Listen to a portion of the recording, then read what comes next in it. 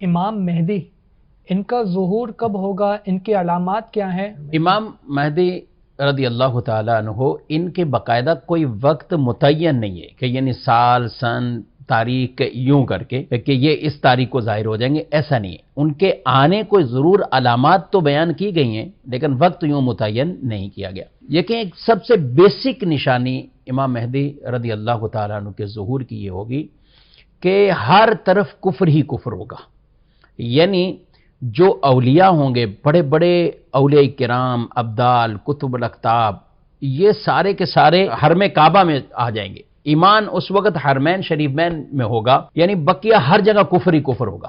اس کی یہ بیسک نشانی۔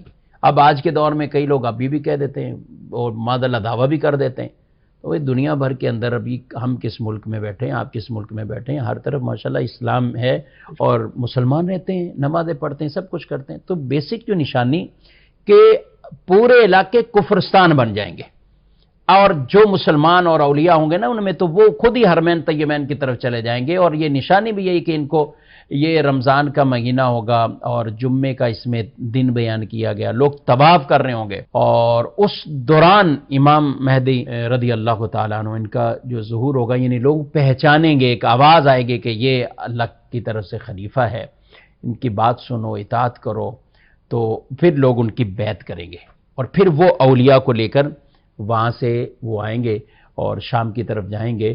تو یوں اس کی جو علامات کو بیان کیا گیا ہے، تو اس میں بیسک علامت یہ کہ دنیا بھر کے اندر کفر ہی کفر ہوگا، کفرستان عام ہوگا، ہر علاقہ کفرستان بن جائے گا، اور اسلام سمٹ کر حرمین طیبین کی طرف چلے گا۔